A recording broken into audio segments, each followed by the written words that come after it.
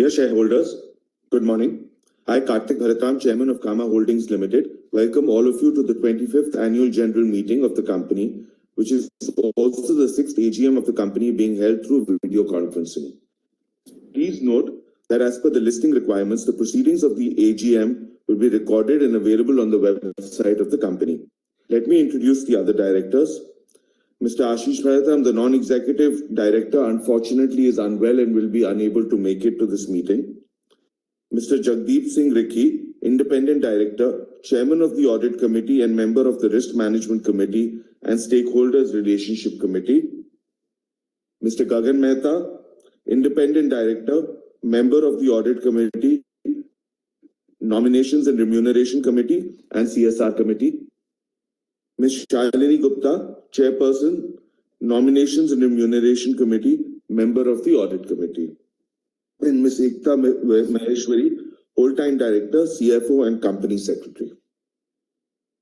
The requisite quorum being present, I hereby call our meeting to order. Friends, the notice of the 25th Annual General Meeting has been circulated to all of you, and we may take the notice as read.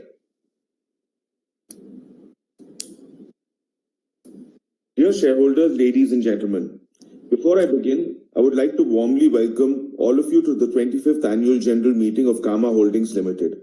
The report of the directors and audited accounts for the year ending 31st March 2025 has already been circulated to the shareholders, and with your permission, I shall take them as read. On behalf of the Board of Directors, I thank you all for making time to join us on this video conference call.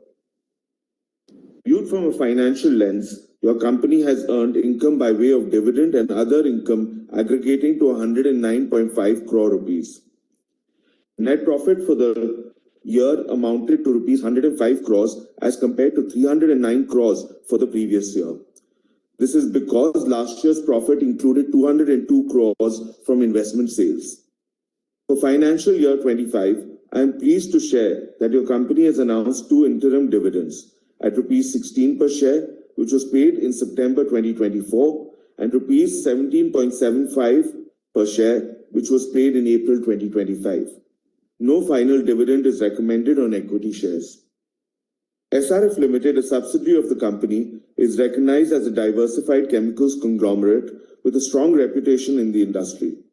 Over the past year, SRF has successfully expanded its operations, introduced innovative and value-added solutions, and further strengthened its market position. Achievements such as technological advancements have established itself as a partner of choice have collectively contributed to the company's success and positioned it well for the future growth. Another subsidiary of Kama Holdings Limited, Sri Educare Limited, SEL, which operates within the school consultancy sector, has achieved performance consistent with expectations. During the year, SEL added 5 K-12 schools, one each in Pune, Nagpur, Jaipur, Noida, and Bengaluru, to the portfolio of schools being managed by SEL. Going forward, SEL plans to expand in the school consultancy vertical, where the demand for quality schools, both in India and abroad, continues to be high. During the year, SEL has earned a revenue of rupees 31 crores against 27 crores last year, mainly on account of project management fees, and a profit after tax of rupees 8.2 crores against 6.74 crores last year.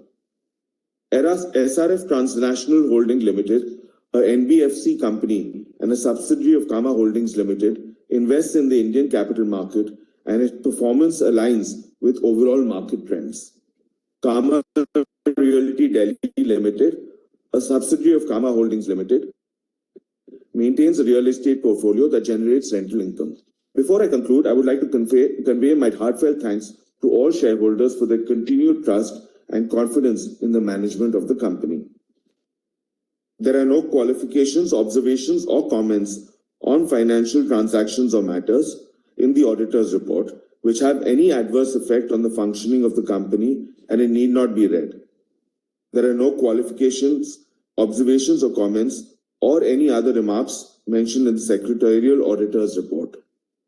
Suitable replies to the queries received from any shareholder would be sent by the company secretary within 7 days to respective shareholders.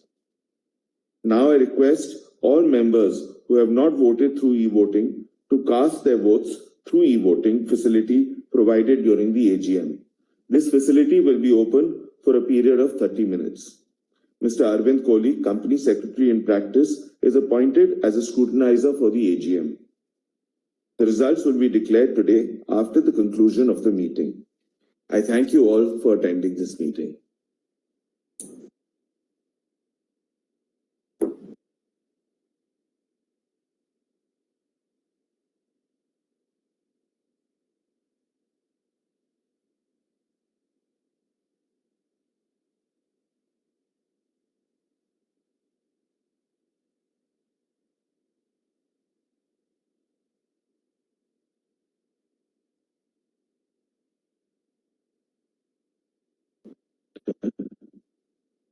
Thank you, guys. Okay. 8 minutes. I hope that was fast enough. Thank you. Thank you. Bye.